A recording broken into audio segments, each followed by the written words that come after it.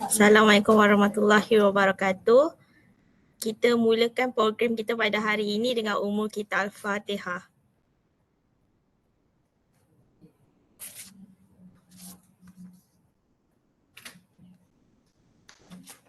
Terlebih dahulu, unit latihan Hospital Sultan Abdullah ingin mengucapkan selamat datang kepada penceramah kita pada hari ini iaitu Cik Amirah Maisarah Hizian, penolong pendaftar bahagian pentadbiran dan governance. Beliau akan menyampaikan taklimat berkenaan pengurusan klinik panel. Selamat datang juga diucapkan kepada semua staf Hospital Hasa yang sudi meluangkan masa untuk menyertai taklimat pada hari ini.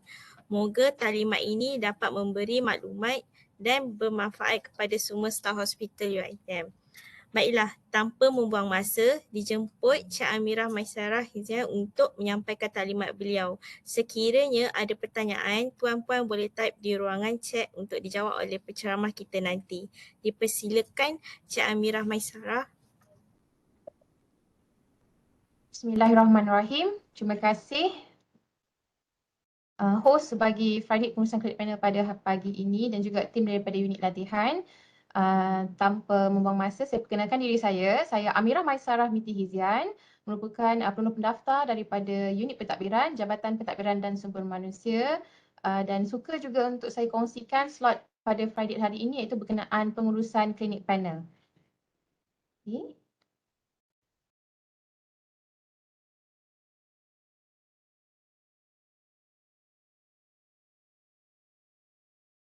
Slide seterusnya, host. Okay. Untuk kemudahan klinik panel, di bawah kemudahan ini, UiTM telah melantik beberapa klinik swasta sebagai klinik panel universiti untuk menyediakan kemudahan rawatan kepada semua kaki tangan universiti termasuk staf hospital. Dan ingin saya ingatkan, jika klinik tersebut mempunyai cawangan, cawangannya itu dianggap sebagai sebuah klinik panel berasingan dan bukan secara automatik menjadi klinik panel universiti. Sebagai contoh, klinik panel salah satu klinik panel UiTM iaitu klinik Siti. Sekiranya ada klinik Siti Puncak Alam, mungkin klinik Siti di Rawang belum lagi menjadi klinik panel aktif dengan pihak universiti. Jadi tuan-tuan dan puan-puan boleh membuat pilihan klinik panel berdasarkan nama-nama klinik yang telah aktif dan wujud di dalam pilihan klinik panel masing-masing, ya. Jadi, setiap staf UiTM dibenarkan mendapat rawatan di semua klinik panel perubatan tertakluk kepada 3 pilihan klinik panel yang didaftarkan. Jadi, semua staf UiTM layak untuk membuat pilihan sebanyak 3 buah klinik panel. Ya, untuk staf baru, tuan-tuan dan puan-puan perlu terlebih dahulu mendapatkan nombor pekerja sebelum tuan-tuan dan puan-puan boleh mengaktifkan modul perubatan DHR2U dan juga membuat pilihan klinik panel. Okey, untuk klinik-klinik di bawah UiTM seperti pusat kesihatan, klinik warga, klinik perubatan primer di UiTM Sungai Buloh serta klinik pergigian. Klinik pergigian panel yang berdaftar dengan pusat kesihatan sebagai klinik panel tidak perlu dipilih sebagai klinik panel pilihan. Jadi tuan-tuan dan puan-puan, yang ini juga adalah sebagai tambahan kepada pusat kemudahan rawatan kepada staf hospital dan boleh terus mendapatkan rawatan di premis-premis ini, di klinik-klinik UiTM dan juga klinik pergigian yang berdaftar. Walau bagaimanapun, setiap rawatan itu adalah tertakluk kepada kadar maksimum klinik panel yang telah ditetapkan oleh UiTM. Next. Jadi siapakah yang layak untuk mendapatkan kemudahan klinik panel ini? Yang pertama sekali, rawatan adalah terhad kepada pesakit-pesakit yang telah berdaftar dengan UiTM sahaja dan berada dalam kategori berikut. Yang pertama iaitu staf UiTM, isteri-isteri staf UiTM, suami staf UiTM, anak-anak tanggungan staf UiTM. Jadi anak tanggungan staf ini membawa maksud anak yang belum berkahwin, sama ada anak tiri ataupun anak angkat, yang diambil secara sah oleh staf mengikut Undang-Undang Malaysia yang berkuat kuasa, berumur di bawah 18 atau 21 tahun sekiranya sedang menerima pelajaran secara sepenuh masa. Walau bagaimanapun, semua staf perlu tahu status tanggungan masing-masing ini perlulah dikemaskini terlebih dahulu dengan unit pengurusan perkhidmatan bahagian pembangunan sumber manusia HASA. Okay. Jadi untuk staf kontrak bukan warga negara Malaysia juga layak untuk mendapatkan kemudahan klinik panel ini. Tertakluk juga dengan tanggungannya suami atau isteri serta anak-anak yang berumur bawah 18 tahun.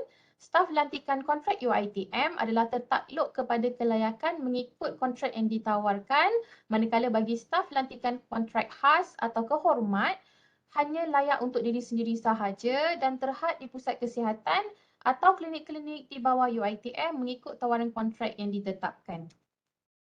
Yang ini adalah kelayakan ya bagi staf-staf yang ingin mendapatkan kemudahan perubatan dan rawatan di klinik panel. Seterusnya. Okay. Jadi untuk sebarang pemilihan dan pertukaran klinik panel, mendapatkan sejarah rawatan, tentang aduan berkenaan perkhidmatan klinik panel dan juga nak buat tuntutan bayaran balik rawatan boleh dilakukan di platform HR2U modul perubatan. Okey, suka untuk saya ingatkan kepada semua staf hospital, sebarang pertukaran klinik panel hanya boleh dibuat 1 kali setahun sahaja dari tarikh pemilihan klinik asal. Jadi bagaimanakah pengurusannya itu? Sekiranya tuan-tuan dan puan-puan membuat pilihan klinik panel pada 1 hari bulan 3 2023. Jadi untuk sebarang pertukaran klinik panel yang lain hanyalah boleh dilakukan pada 1 hari bulan 3 2024. Jadi kita perlukan tempoh 1 tahun ya selepas pemilihan ataupun pertukaran klinik panel ini untuk membuat pilihan baru yang seterusnya. Tetapi sekiranya tuan-tuan dan puan-puan telah berpindah rumah dalam tempoh itu ataupun ingin menukar atas sebab-sebab tertentu, lebih dekat atau sebagainya, boleh sertakan justifikasi ataupun ketik pemilihan justifikasi pertukaran klinik panel di dalam pemilihan klinik panel tersebut. Okey. Yang kedua, untuk staf baru. Staf baru yang tiada nombor pekerja lagi tetapi perlu mendapatkan rawatan ataupun ingin mendapatkan perubatan dan rawatan kecemasan di klinik panel. Contohnya, boleh membuat tuntutan semula kepada pihak PTJ, kepada pihak hospital. Tetapi ada syarat-syaratnya iaitu setiap tuntutan rawatan di klinik panel itu hendaklah dikemukakan dalam tempoh 3 bulan dari tarikh rawatan diterimanya. Okey, bagi diri dia dan juga tanggungan dia setelah nombor pekerja dijana. Jadi sewaktu nombor pekerja telah dijana itu, staf baru ini perlulah terlebih dahulu mendaftarkan tanggungan-tanggungan yang seperti saya maksudkan sebentar tadi, anak, pasangan dengan unit pengurusan perkhidmatan bahagian pembangunan sumber manusia. Jadi apabila senarai tanggungan itu telah didaftarkan dengan UiTM, barulah mereka juga dapat mendapat kemudahan perubatan di klinik panel itu sebagaimana tertakluk dengan kelayakan yang ditetapkan. Okay, apa yang boleh dilakukan di modul perubatan HR2U? Yang pertama, pemilihan dan pertukaran klinik panel. Yang kedua, tuan-tuan dan puan-puan boleh juga melihat sejarah rawatan tuan-tuan dan puan-puan yang telah pergi ke klinik panel pilihan tersebut dan juga boleh membuat aduan perkhidmatan klinik panel sekiranya terdapat servis perkhidmatan yang kurang menepati keperluan perubatan dan rawatan tuan-tuan dan puan-puan pada ketika itu dan juga boleh memajukan tuntutan bayaran balik rawatan selain daripada klinik panel pilihan melalui sistem modul perubatan HR2U ini. Okey, seterusnya. Jadi, kita pergi kepada topik tuntutan bayaran balik rawatan. Jadi, staf yang dibenarkan untuk mendapatkan rawatan perubatan di klinik bukan panel sahaja boleh membuat tuntutan bayaran balik rawatan ini terutamanya apabila berada di luar daripada ibu pejabat ataupun di luar daripada kawasan kediaman dan berlaku pada ketika itu kejadian kecemasan maupun kemalangan. Jadi, tuntutan bayaran balik rawatan ini di klinik bukan panel adalah berdasarkan kadar harga yang ditetapkan oleh UiTM. Jadi di mana kita nak tengok kadar rawatan ini dan juga dasar peraturan klinik panel. Okay, jadi tuan-tuan dan puan-puan boleh pergi kepada modul perubatan HR2U masing-masing, klik di bahagian kolom perubatan dan tuan-tuan dan puan-puan boleh melihat di bahagian tuntutan bayaran balik rawatan ada dikemukakan dasar dan peraturan klinik panel serta kadar rawatan. Ini adalah sebagai rujukan. Setiap staf mempunyai menu ini. Okey. Jadi untuk rawatan di klinik bukan panel ini terhad kepada rawatan pesakit luar sahaja, tidak termasuk rawatan di klinik pakar ataupun hospital swasta. Okey. Jadi yang keempat, apabila tuan-tuan dan puan-puan membuat tuntutan bayaran balik rawatan ini, tuan-tuan dan puan-puan perlulah mengisi tuntutan tersebut di modul perubatan HR2U dan menghantar resit asal dengan cop ketua jabatan ke unit pentadbiran bagi proses kelulusan pembayaran. Yang pertamanya, perlu upload resit tersebut yang telah dicop oleh ketua jabatan ke dalam sistem HR2U dan hantar secara fizikal hard copy resit tersebut kepada unit pentadbiran untuk kami proses pembayaran. Bukti pembayaran itu perlu ada, ya. Seterusnya, apakah keadaan-keadaan yang melayakkan tuntutan rawatan di klinik bukan panel?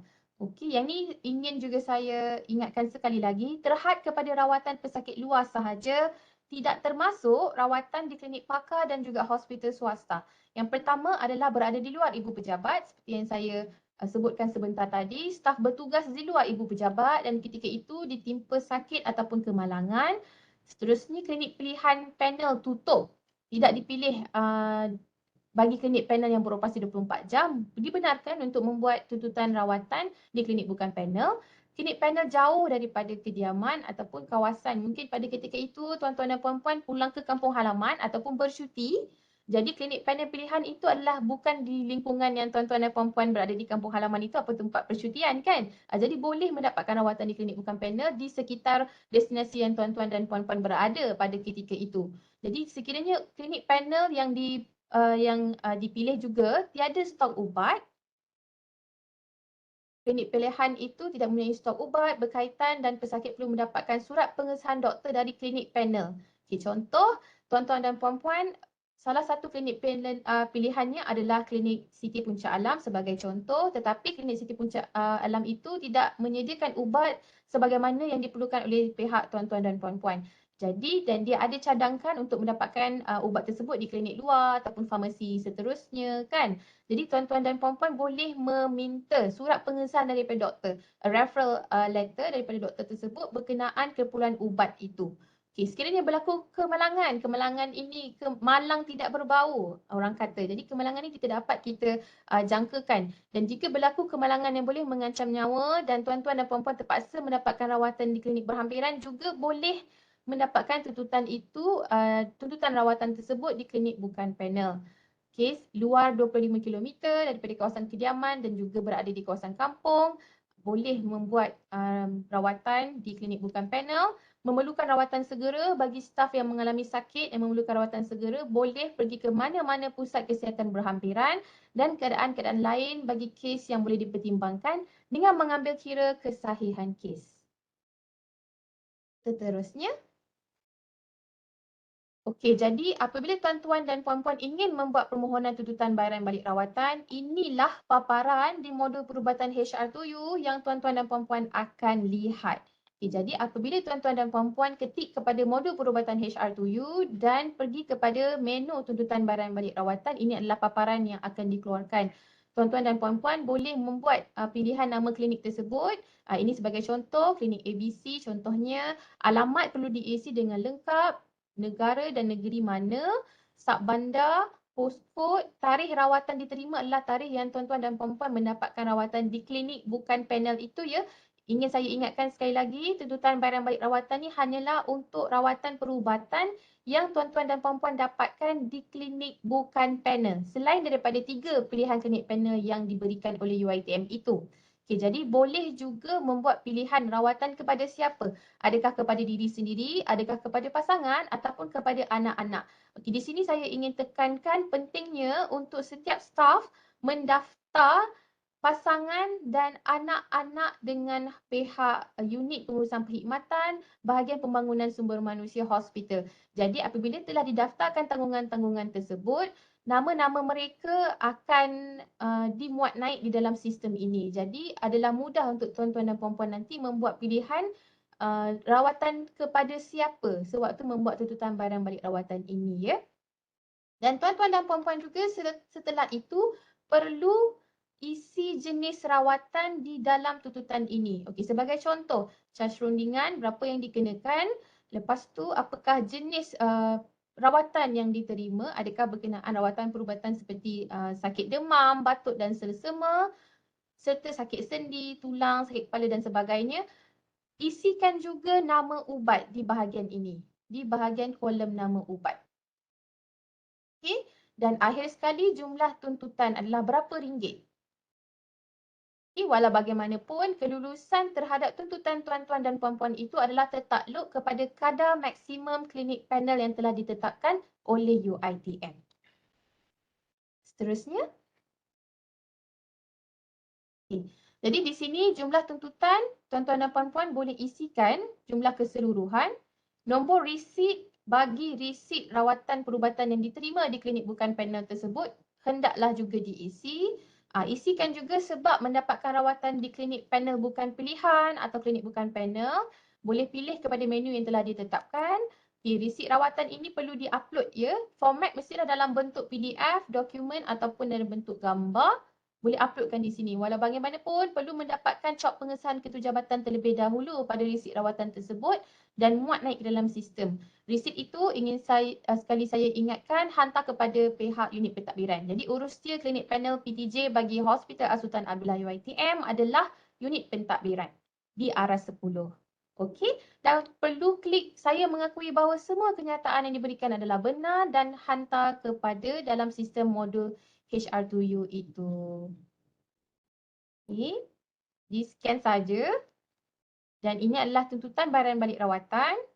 Lari sikit dia punya tajuk tu. Okay. Ini adalah kadar-kadar yang telah ditetapkan oleh klinik panel. Dan kadar-kadar ini boleh juga dilihat dan dirujuk dalam modul perubatan HR2U staff masing-masing. Okay, ini adalah rawatan-rawatan bagi penyakit-penyakit tertentu. Kadar maksimum dewasa dan kanak-kanak juga ada dinyatakan. Rawatan penyakit tertentu seperti demam batuk selsema, sakit perut, sakit mata, sakit sendi, sakit kulit dan sebagainya. Dan juga untuk rawatan cabut gigi. Okey, bagi yang mempunyai soalan berkenaan membuat pilihan klinik pergigian tadi, klinik pergigian yang tidak perlu dipilih sebagai klinik panel itu. Okey, ini adalah charge dia. Hanya ini adalah kadar yang ditetapkan dan ditanggung sewaktu pergi mendapatkan rawatan di klinik panel pergigian. Okey?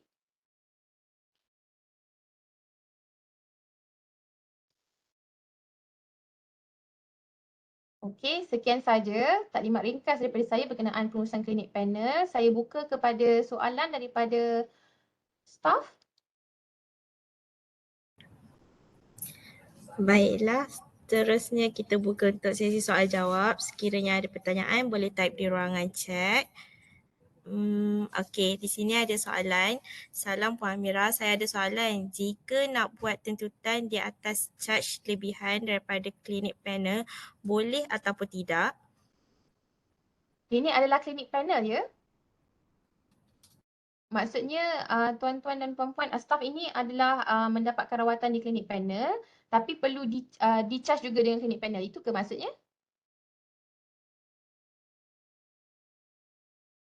Rustia? Okey, tak apa. Saya terangkan kiranya ada dua keadaan. Okey, yang pertama, sekiranya tuan-tuan dan puan-puan pergi ke klinik panel. Okey, makna kata ini adalah charge yang dikenakan apabila tuan-tuan dan puan-puan pergi ke klinik panel pilihan sendiri dalam 3 kategori klinik panel pilihan yang boleh dibenarkan itu. Jadi tidak boleh tuntut sebab kadar maksimum yang telah ditetapkan adalah tertakluk kadar maksimum harga rawatan itu. Selebihnya itu adalah tanggungan oleh staf sendiri. Untuk klinik panel pilihan ya. Kalau untuk klinik bukan panel, boleh membuat tuntutan melalui tuntutan bayaran balik rawatan di modul perubatan HR2U itu. Okey. Saya Okey. nampak di chat box. Maknanya kita boleh buat claim untuk rawatan pergigian, Puan Syahira. Okey. Betul, boleh. Boleh buat claim untuk rawatan pergigian tetapi tertakluk kepada kadar rawatan pergigian cabut gigi yang telah ditetapkan oleh UiTM itu. Boleh rujuk kadar di dalam modul perubatan HR2U, kadar rawatan.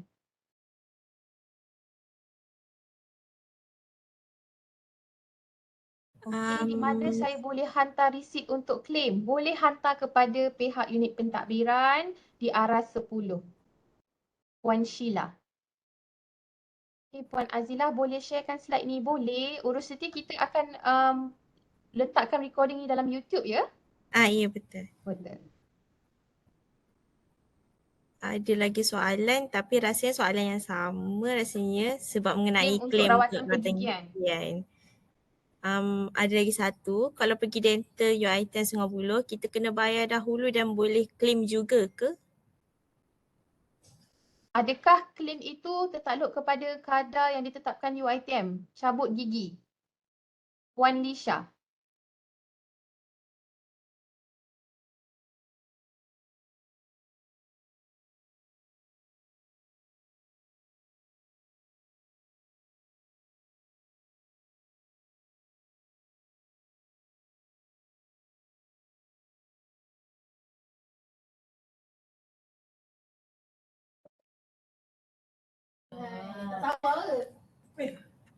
Rasanya Puan Lisha tak jawab ya betul.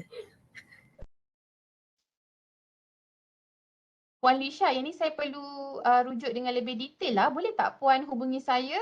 Extension saya 3347. Selepas ini boleh kontak saya ya. Betul, rawatan cabutan sahaja boleh claim berdasarkan kadar yang ditetapkan dalam klinik kadar maksimum klinik panel UiTM. Boleh rujuk di modul perubatan HR to you.